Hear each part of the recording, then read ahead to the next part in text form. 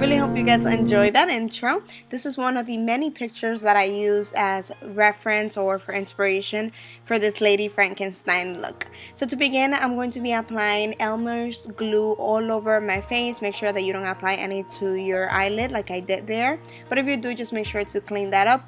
The reason why we're adding Elmer's glue all over our face is because we want texture, we want the skin to look a little bit wrinkled, and I didn't have any wax, so this is what I am using today.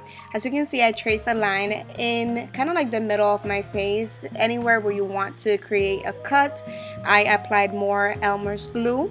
And then over it, I just rolled up a little bit of tissue paper. This is actually toilet paper. And we just applied it over that. We're going to go over that with some more glue. And then we're just going to go over that with some foundation. Use the lightest foundation that you have. I actually had to mix the lightest foundation with a little bit of white concealer to make it as light as you can. And then I just go over that with a beauty blender to make it more smooth. And to cover up my brows some more, I went ahead and put more Elmer's glue and then applied some powder over it. Using a black eyeshadow, we're going to begin by contouring our hairline. You want to make sure that you shade this area really well. You want a smooth transition between your dark hair and the white of your face. We're also going to contour our cheekbones very sharply, as you can see. And if you want to smooth that out and give it a little bit more definition, you can come in with a gray eyeshadow and just go over that. For the nose contour, I also used the gray shadow, and then I went around the cut just to give it a little bit more definition and make it look a little bit more realistic. Now just take a couple of different shades of green shadow and just apply them all over the right side of your face, not using any particular method or technique. You can be as messy as you like. She's dead. She's a monster. So that's the beauty of this look. You can be really messy. I decided to add another cut to this side as well. So I used the same method. Just some glue, some rolled up tissue, more glue, then foundation. And then just set that with some translucent powder. I also went over the green shadow with some translucent powder just to make it matte. For the brows, we want them to be as thin and black as possible, very dramatic. So I traced them with a black eyeliner first and then went back in with a black marker just to make them even more bold. Now for the eyes, we're going to be taking a light green eyeshadow and applying it all over the crease as our transitional shade. We're also bringing this shadow down to the under eye area to make the hollows look really deep and green. And with a black eyeshadow, we're going just to be tapping this all over the lid and also on the lower lash line from inner corner to outer corner. And then of course we're going to come back in and just smooth out the edges with a blending brush around the crease. And we're being kind of messy here. We're not being too neat. Like I said, she's a monster. And for lashes, I use Grand Glamour by Allure and Big as Me on the top lashes and Ardell's 101 on the bottom lashes.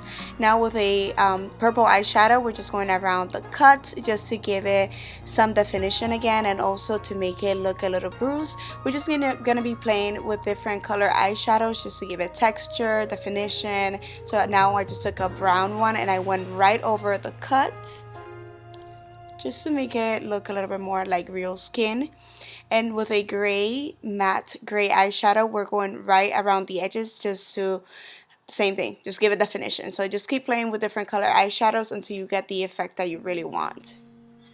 Using a dark burgundy lipstick, this is Black Orchid by Wet n Wild, and a very thin eyeliner brush, we're going to be creating veins coming down right from the left eye, as you can see there. So we're just making wiggly lines, just play with it, just try to mimic natural veins. And I also went over the cut one more time using the same lipstick and the same brush.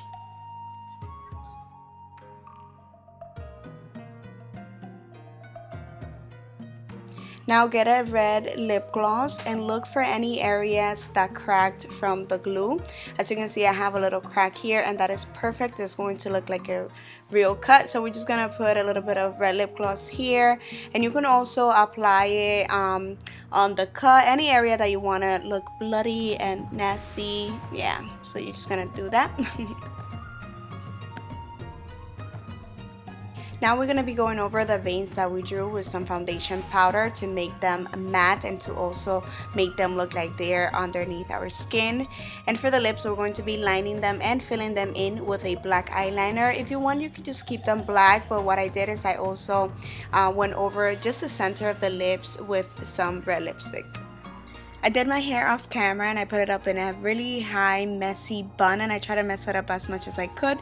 And now I'm taking some staples. We're going to be breaking a couple of pieces, and not very thin, probably about 10 or 12 of them, and we're going to be gluing them over the cut that goes across the face. I actually use eyelash adhesive for this, but if you're going to be wearing it for hours, I suggest for you to get one from the Halloween store so that it can last longer. For those screws that come out of her neck, I used 2 plastics from thread that I just had around the house, and I painted them with a metallic nail polish. To add some texture where I was going to glue them, I applied a little bit of the tissue on each side of the neck, and then I went ahead and glued them with eyelash glue. And you should be patient with this and wait for it to dry out. I don't have a lot of patience, so I just held them for a couple of seconds and then put a little bit of the red lip gloss around it to make them look bloody. I decided to add some more of the red lip gloss around a couple of these staples just to make her look more bloody and disgusting, but this is up to you. You can make her as bloody as you like. For the hair, I took a white hairspray from the Halloween store and I just applied some on one side of the hair, and that is it. This completes the look. I really hope that you guys enjoyed this video. Thank you so much for watching, and I see you guys next time. Besos, bye bye. Don't forget to subscribe. Bye. Is you done, mommy?